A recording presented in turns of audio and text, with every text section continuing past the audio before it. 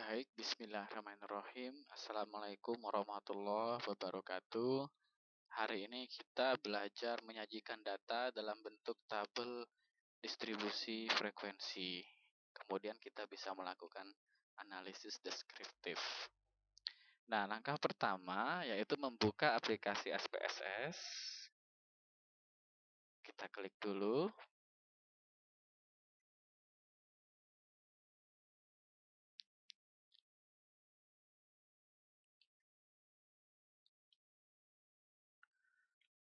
Jadi kita tidak menghitung manual, tapi kita menggunakan tools. SPSS versi 22, versi apapun sebenarnya, tapi ini yang saya punya.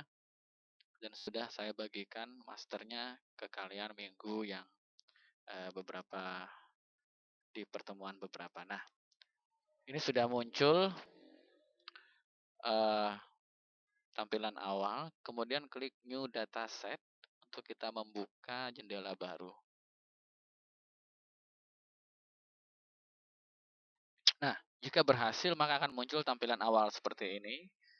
Ini ada menu ya, untuk menyimpan segala macam. Nah, ini variabel-variabel yang belum kita namai. Dan di bawah pojok kiri itu ada dua tab. Yang pertama data view, itu untuk melihat isi dari data database kita. Kemudian ada variabel view. Nah, terlebih dahulu kita membuat variabel view-nya terlebih dahulu. Nah, seperti ini. Klik variabel view sehingga muncul, ini beda ya tampilannya. Ketika kita klik data view, maka pada kolom itu akan muncul tulisan var, variabel yang belum kita definisikan.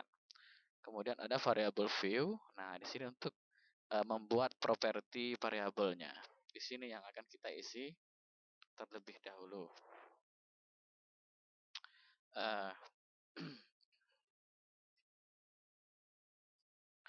Nah, misalnya kita ingin membuat nama variabel, misalnya nilai. Kita ketik nilai, klik enter atau tab setelahnya.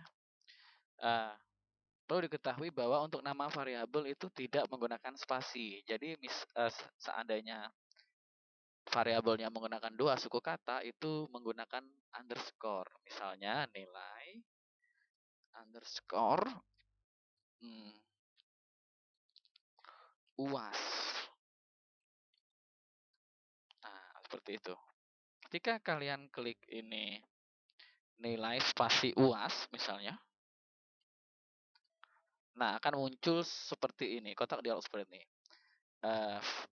Nama variabelnya mengandung karakter yang tidak sesuai katanya. Variable name contains an illegal character. Seperti itu ya. Nah, jadi kita cukup nilai saja namanya karena hanya nama variabel. Tipe nilai itu angka, jadi sudah benar di sini. Ini ada tipe nanti beberapa di sini ya, ada. Nah, ketika kalian klik tanda ini, maka akan muncul seperti ini. Ada koma, notasi saintifik, tanggal, dolar, string ini untuk kata ya, yang bukan angka seperti itu. Nah, tipenya numerik benar. Ini rentangnya berapa digit? Nah, nilai UTS misalnya itu cukup, misalnya kita kasih 3 digit saja. Desimalnya bisa kita hilangin. Nah, untuk label ini sesuai dengan namanya saja ya. Misalnya nilai statistik YI.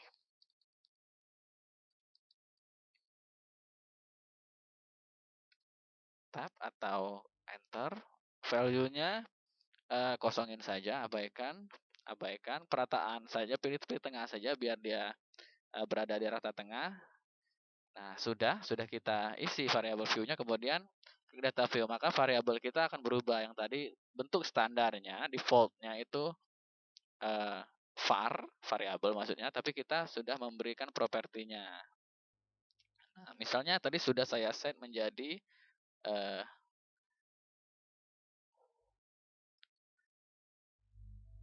ya ini ya. Nah, misalnya kita kan sudah ngeset menjadi numerik ya tadi. Kemudian kita misalnya 89, tapi kita salah pencet ke huruf A. Nah, dia tidak bisa karena kita sudah setting ke numerik. Jadi hanya angka yang bisa masuk di sini. Sekarang kita masukkan sebuah data, nilai kalian misalnya, nilai UTS-nya. Ini data fiktif. Kita masukkan misalnya 20 orang lah. Kemudian 60, enter. Kemudian 75. Ya, kita input dulu.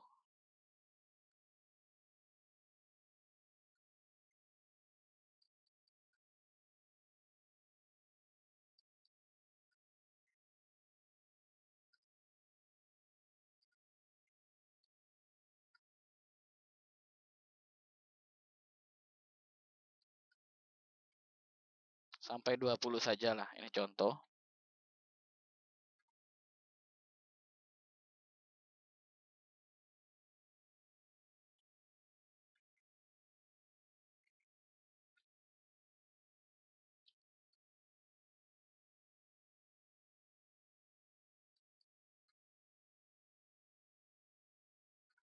Seperti itu. Nah, 20 orang sudah kita input. Tabel sudah kita masukkan ya di sini. Ya. Kemudian kita bagaimana cara menyimpan dataset yang sudah kita input di sini biar nggak hilang. Ya. Cukup klik file, kemudian save. Ya. Nah, ini lokasi penyimpanan di sini, simpan di mana, itu sesuai dengan kalian maunya nyimpan di mana gitu.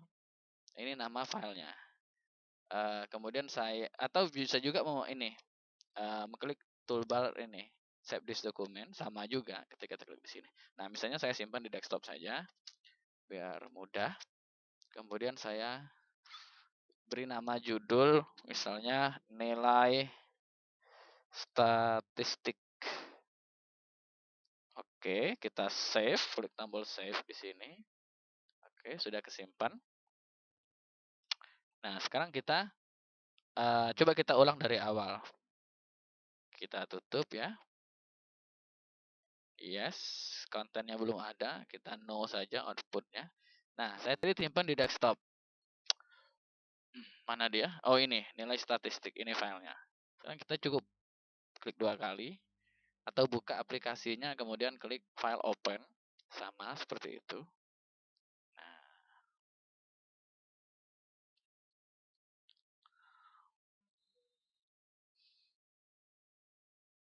ini mudah, yang penting kalian tahu konsep dasarnya.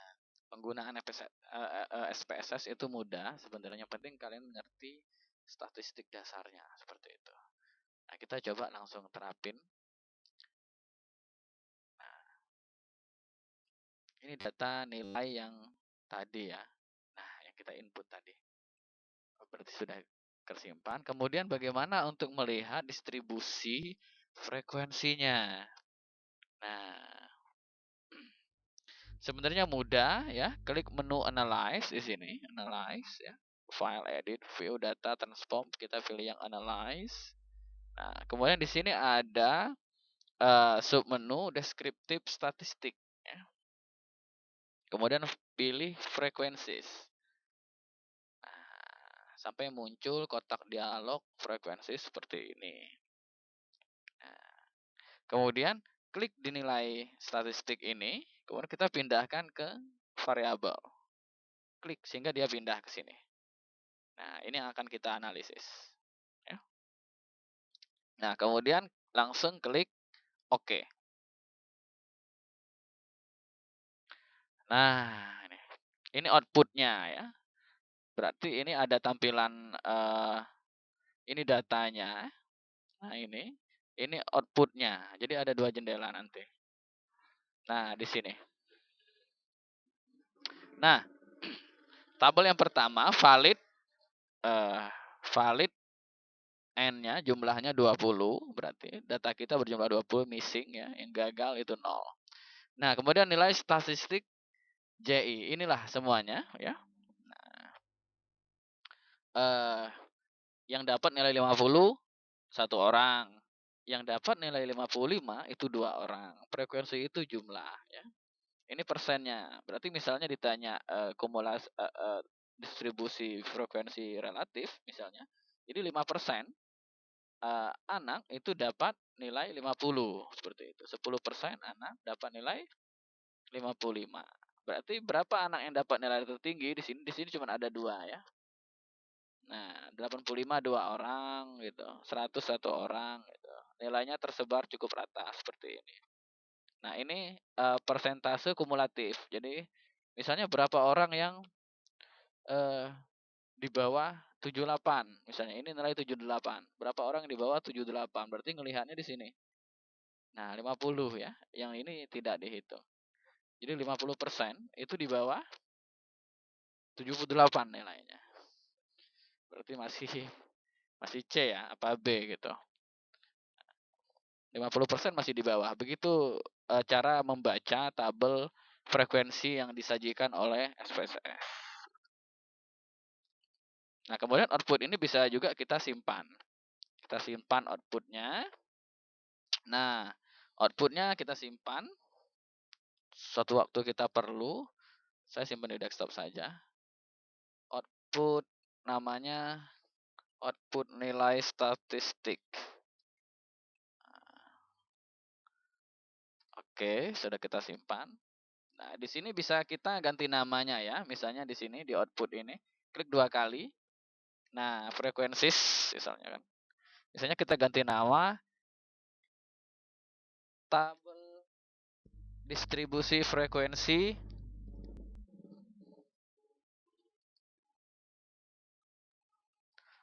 nilai statistik jurnalistik Islam.